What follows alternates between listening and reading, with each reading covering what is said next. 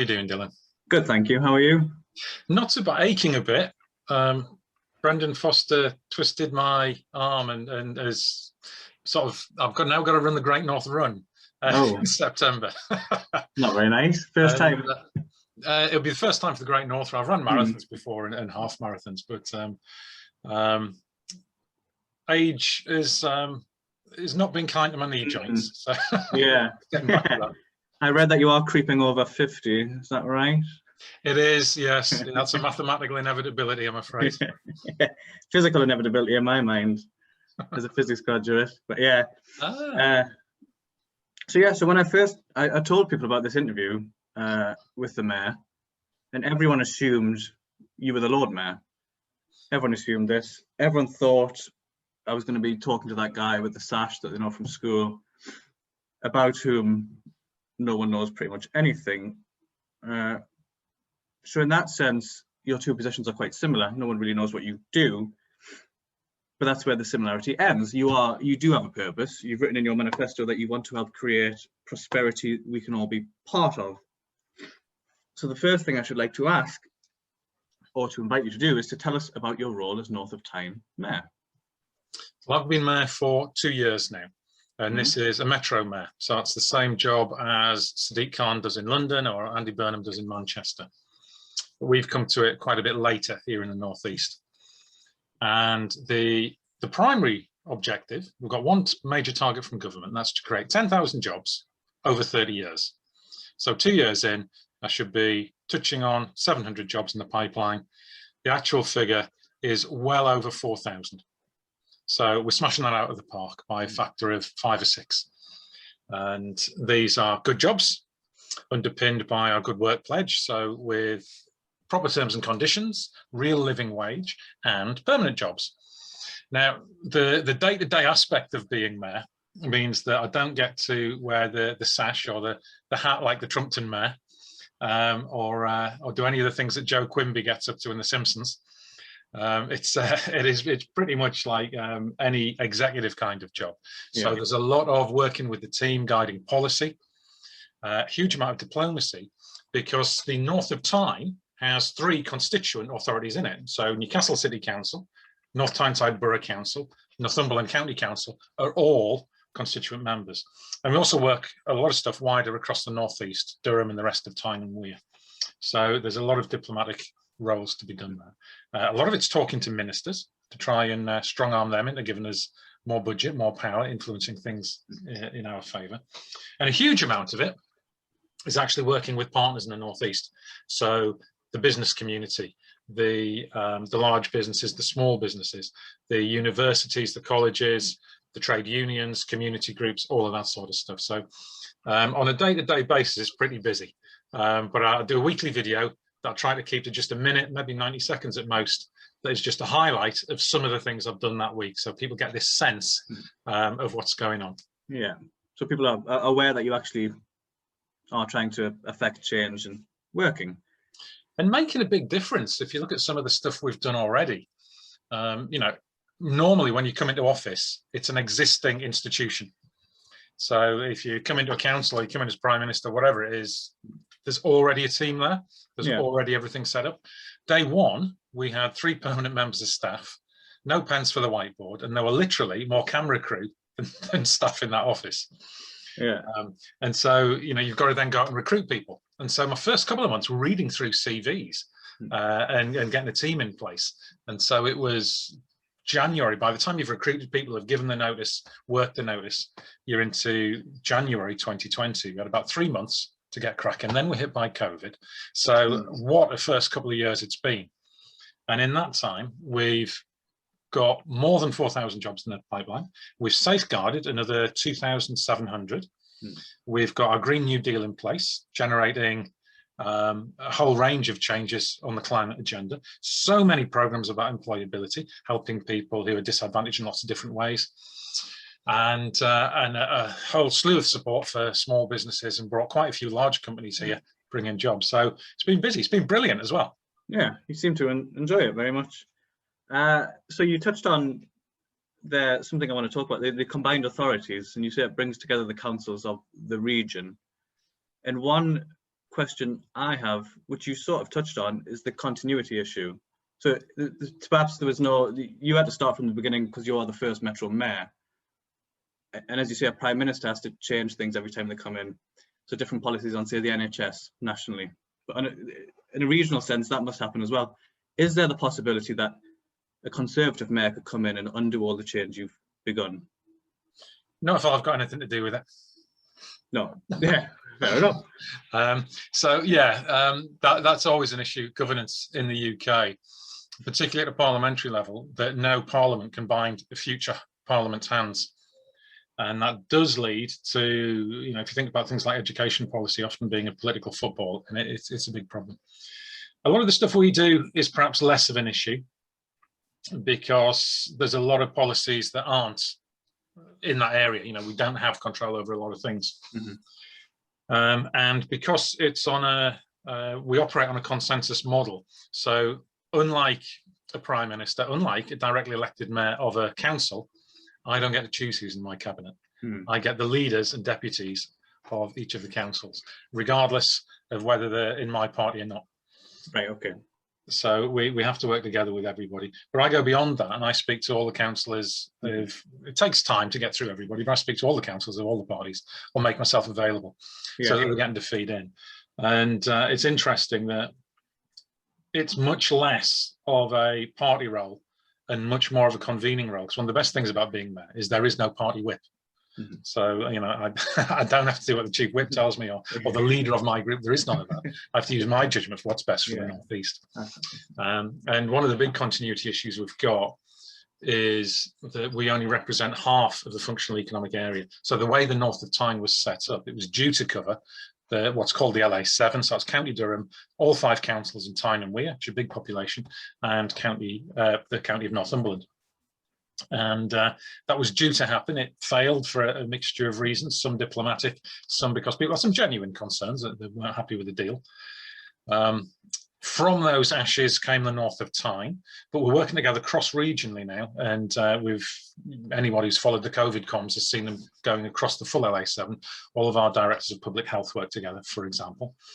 And I asked central government back in, must have been May, June last year, look, who's thinking about creating the new jobs? We're doing a lot to protect jobs. What's going to happen post-COVID? The economy's going to change. Mm-hmm.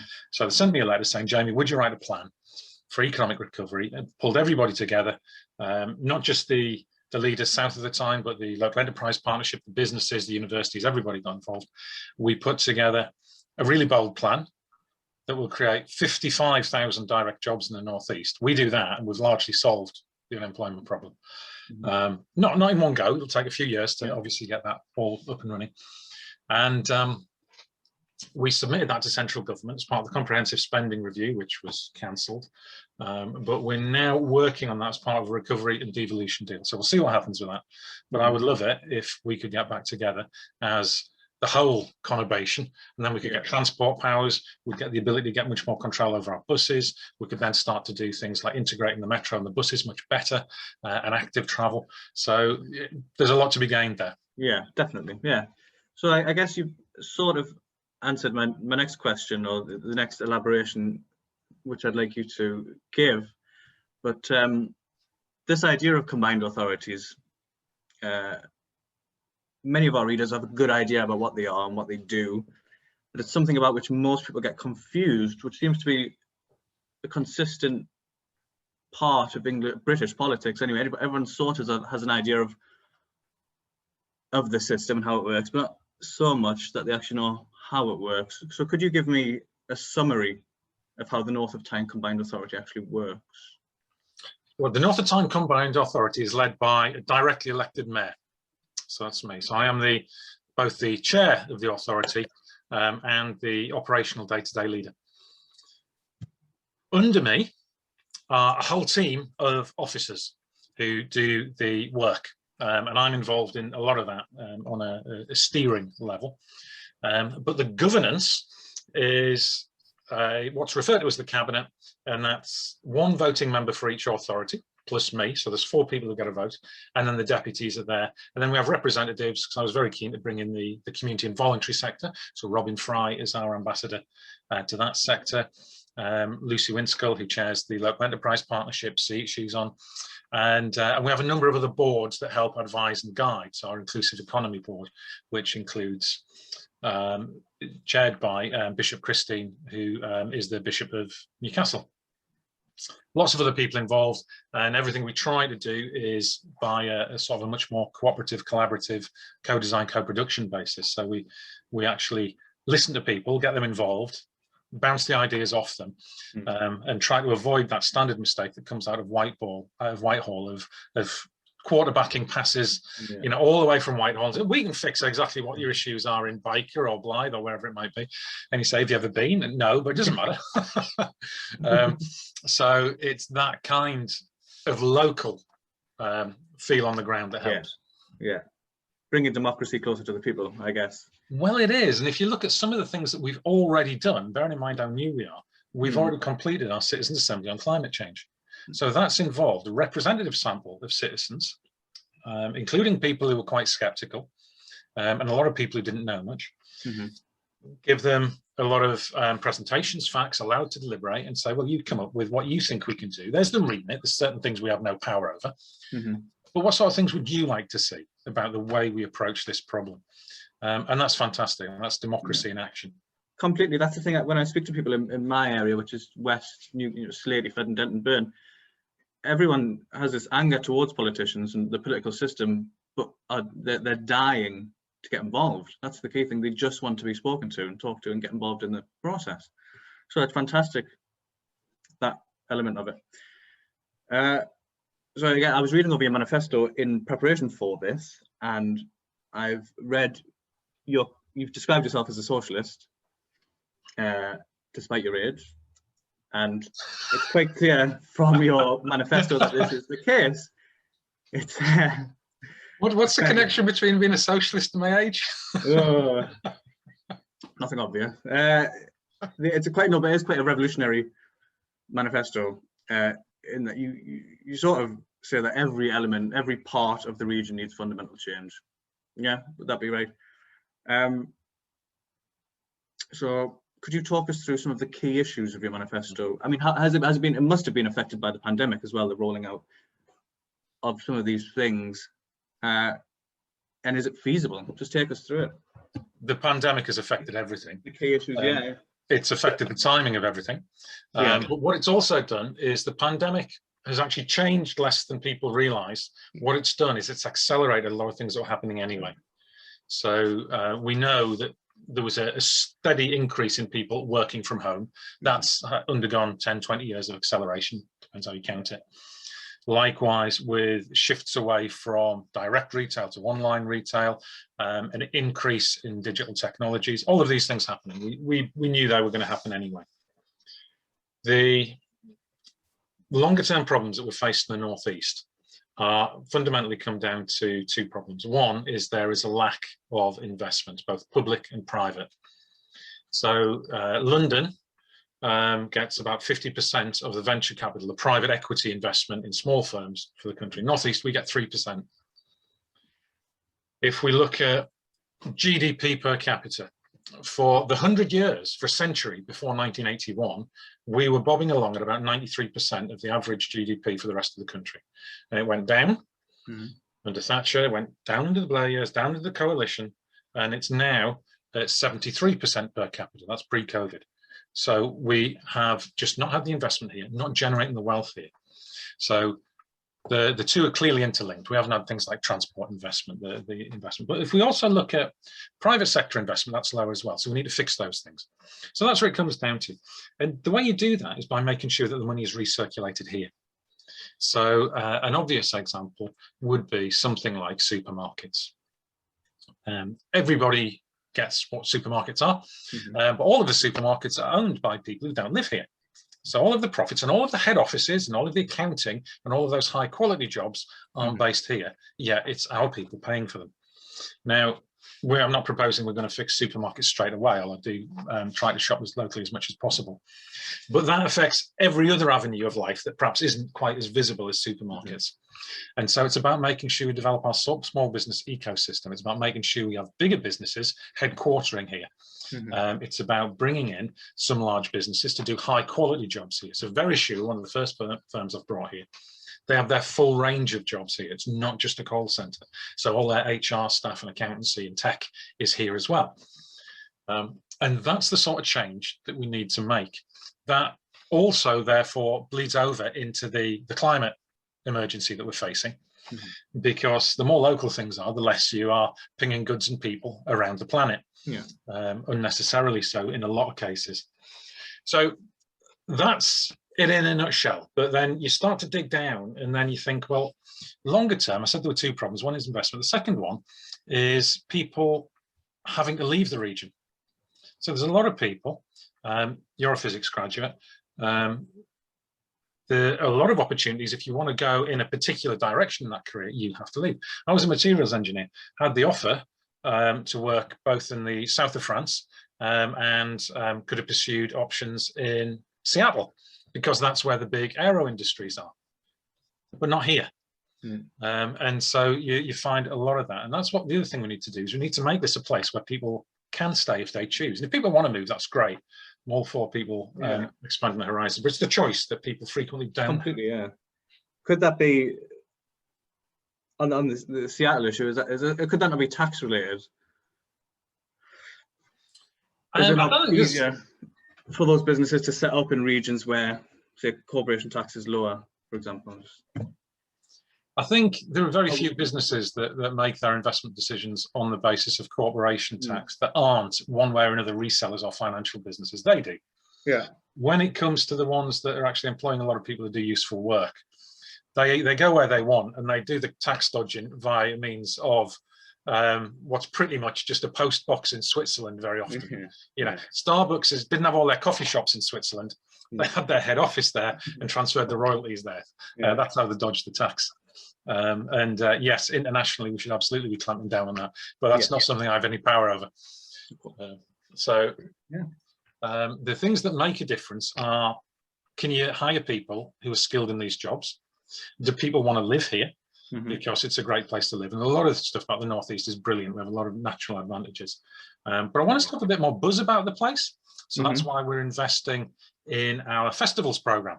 And these are about developing homegrown festivals for a whole range of things, you know, food, improv, music, arts, a whole range of things like that. So there's just more going on. Yeah. But that creates permanent jobs year round for these businesses. Because if you put on a weekend festival, you've spent all year planning it for a team of people. You know, the Great North Run, one of the best participation event in the world, I think, 50 people. That's a full-time job for 50 people year round. So that's, again, getting that economic benefit and the benefit of making this a better place to live. Yeah, fantastic. So your politics are quite clear. So what I'd like to know next is how you got into politics. Were you always like this? Were you always politically minded? Were you always, were you born a socialist or were you converted? So how did you get into politics and what are you most passionate about? I joined the Labour Party in 1985. So that was while the miners' strike was going on. But like everybody, you're influenced by your upbringing and those around you. And my mum was very much, she was a trade union representative. She was a youth and community worker initially. Went on to be the Women's Officer for Cleveland County Council and the chair of the Refuge from Domestic Violence in Middlesbrough. So growing up with a lot of that support. And joined the Labour Party when I was 15 in the miners' strike. My brother joined at the same time. And I left school at 16 and ended up moving to Tyneside. And then it was in my 20s I went to university. And through that period, I was much more involved in anti-fascist activity rather than electoral politics. And it's fair to say that although I never officially quit, I wasn't terribly happy with the Labour Party over the Iraq War and things like that. I think there's actually, it's quite hard to find anybody these days who is. Yeah. But it was, I spent a lot of time teaching jiu-jitsu. And it was actually when I retired from that, because my joints had finally had enough at the age of 45 in 2015, that coincided, that was just before the 2015 general election. So I got back campaigning, door knocking, all of those sorts of things. Leadership election came along. I didn't know Jeremy at that time, but started supporting his campaign, got involved, ran a lot of grassroots events, done all the jobs of Labour Party branch secretary and these sorts of things. And a lot of people were saying, would you be a councillor? Might you think about Parliament? I said, well, no, you know, I've got responsibilities for kids. I certainly don't want to be living in London. And the opportunity for mayor came along, and there was a lot of people that I'd asked a lot of women councillors, would you think about running? And they'd all basically said, will you stop trying to get someone else to do it and just do it yourself? So asked around, spoke to obviously my family, and they said, yeah, go for it. Got selected as the Labour candidate, won the election, much more comfortably than people thought we might. And then you're into setting up something from scratch, while there's massive instability in Westminster, changes of prime ministers, general elections, global pandemics, and having to steer this brand new inexperienced ship through that. But the results we're getting are fantastic. Yeah, fantastic. So you mentioned Mr. Corbyn, with whom you're quite clearly aligned, and you mentioned the New Labour with which you don't align yourself or didn't. Yeah. So from your perspective as Labour mayor, what do you think the Labour Party should now do to win back voters in the North East? For example, your policies are incredibly popular, as far as I'm aware, with almost everyone who can think for themselves. Yet the vote share of your election was steadily less and less as you got further out. So Newcastle, you comfortably won. North of Tyne, you won less comfortably, and in Northumberland, the Conservative mayor actually won. And these are the people, if we compare them, say, to Hartlepool, who are most disenfranchised with the Labour Party. So what do you think the party should do in that sense?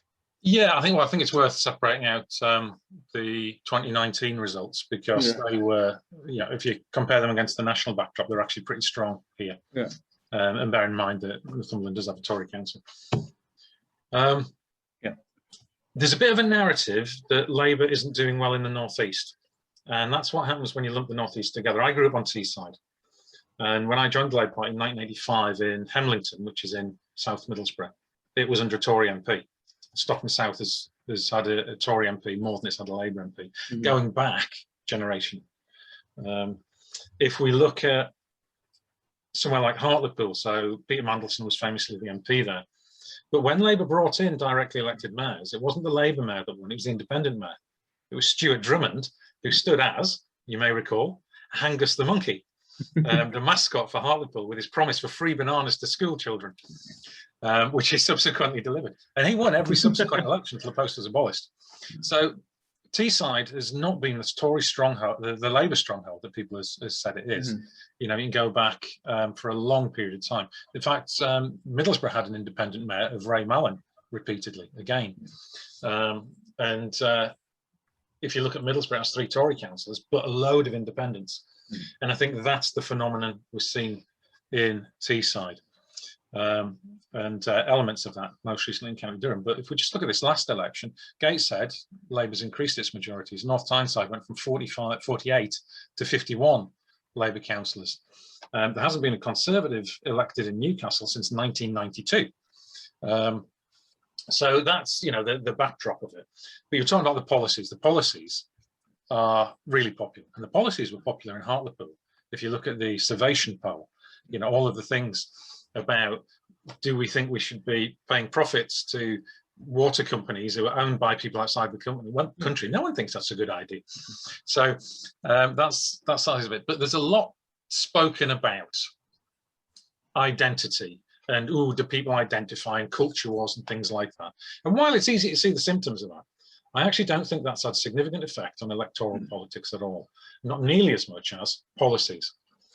Because what ultimately everybody cares about is their version of, will I have a job? Can I pay my rent? Will my kids have a decent school? If I get ill, will someone look after me? And it's that. And if anybody stands up and says, we're going to do this, they will get a hearing. And then if people believe them, they will vote for them. And that's when you end up with this political homeopathy of flags and ties and all the rest of it as a substitute for, well, you're supposed to be in charge, tell us what we're going to do. Yeah. That's what the Labour Party needs to do. And we've seen that. So Andy Burnham in Manchester absolutely smashed it. And Steve in Liverpool, Steve Rotherham did as well. And you had the immediate scandal of the Liverpool council mayor, Labour struggling in that, but people separated out that from the Metro mayor, Steve Rotherham, my counterpart, who increased his majority. And we've seen that across the country. And places like Preston, where the council's got really stuck in and started to try and have some influence over the local economy, has done well. You know, and again, like I said, Gateshead, North Tyneside, Newcastle, where Labour's massively dominant, where you've got councils getting stuck in and making a difference. Yeah, okay. So you would, I guess you would completely disagree with Keir Starmer's tactics so far during his reign, the focus on maybe flag waving and family values and patriotism. Patriotism's a funny one, isn't it? I think the highest patriotism is actually serving the community. Our family who served in the forces, and I'm a big supporter of veterans charities. So there's a lot of balderdash spoken about patriotism. So I'm in touch with Keir, speak to him from time to time, and we get on a personal level very well. The last time I spoke to him, I said, look, Keir, you were elected on 10 good pledges. Come out swinging, you can turn this around, because everybody wants a Green New Deal. Yeah. Everybody wants better transport. Not even that we want the Green New Deal, it's that we die if we don't get it, as well, isn't it, as a species? So yeah. So it's there, and you know, it's sometimes, and I don't particularly say this is a problem with Keir, I think it's a problem of British politics, that when it's based in Westminster, and opposition parties in particular, more than governments, when they're in that little office in what's called Lotto, leader of the opposition's office in Portcullis House, they are under so much pressure, and they try to get the right headlines, and they try to win Daily Mail reads and all the rest of it. And my advice is, talk to the people who are actually in government doing a cracking job around the country, me and my counterparts, and just ask them what works. Yeah, definitely, yeah. Is there anything else you'd like to add? I think you've covered everything, but yeah. Well, the only thing is that I think citizen journalism is brilliant. Thank you. So, I agree. Get to the heart of issues that people actually care about. Yeah, so it's great. One of the best things about this job is you actually do get to talk to people directly and hear it from their perspective. Yeah. And it's weaving that together to try and do something more substantial for the North East. One of the things that we need to fix is, it's often referred to as English devolution, but it's the powers and the funding, because there's this idea that we can tax the people of the North East in order to raise the investment in the North East. It just doesn't work. Our tax base is a third per person of that of London, for example. But there's a lot we can do. So by now, I should have had that target of having 700 jobs in the pipeline. It's over 4,200. But we don't get any more money for that. But Treasury does. They get all the income tax, all the national insurance, employers' national insurance, and that goes to them. So I've been trying to get them to accept an idea of, for example, an earn back. That if we're doing well, why can't we have that money? And then I'll create even more jobs and they'll be better off. And we save on the benefits and the health benefits of people being in work rather than unemployed and all of these things. And that's where we've got to go. And things like a regional wealth fund, so that, you know, we can get £500 million here that we can invest directly in small and medium enterprises, because there isn't cash for a lot of things, especially in the startup phase, to create jobs and good jobs, tackle unemployment, and you know, on a sustainable basis with the industries. So that's where I would like devolution to go, for us to actually basically be in charge of our own destiny, rather than decisions made by people who might know where we are on a map but have no real sense of the place. Agreed. So before, may I ask one more question? Of course. Because that sort of sounds, that's quite similar to a Brexit argument. This idea of controlling your own destiny and not being governed by people who have no idea where you are, and the people of the region. So, in that sense, do you support Brexit? Do you think Brexit's an opportunity for increased democracy? The problem with, as a left-wing argument, I guess. Yeah, the problem with the phrase like Brexit is it's a bit like a phrase like patriotism. It means whatever anybody projects onto it. Yeah. So the worst aspects of Brexit are we've lost integration with European universities, lost the Horizon program, all of these sorts of things. And we're now having to jump through hoops in order to trade with people who've been trading with certainly all my adult life and most of my childhood. And that seems crazy. Yeah. So, why would you do that? Yes, there were problems with the European Parliament, of course there were, and it was very distant. It's certainly true. But there's no contradiction between being part of a global network or a European network or a national network and still having subsidiarity, that principle that whatever can be controlled locally should be controlled locally. And the problem was that a lot of the people saying take back control weren't wanting to take back control to communities. They wanted to take back control to Westminster politicians, which basically means taking back control of global corporations. So that's the real problem. That's the real irony of Brexit. Yeah, I agree. Yeah. So the only thing with the increased independence of regions, I guess the only thing I could think that worries me a little bit is the increased nationalism of regions. I mean, how local do you get? Would it not be best to just focus on, say, Newcastle upon Tyne, and then from that maybe just Baker, and then just a part of Baker? At what point do you stop decreasing? Yeah. No, that's very important, and it's about devolving something to the right level. Yeah. So if we talk about mayoral combined authorities, the actual underlying principle is that it's supposed to be down to the functional economic area. And that's what tends to be substituted as what's called the travel to work area.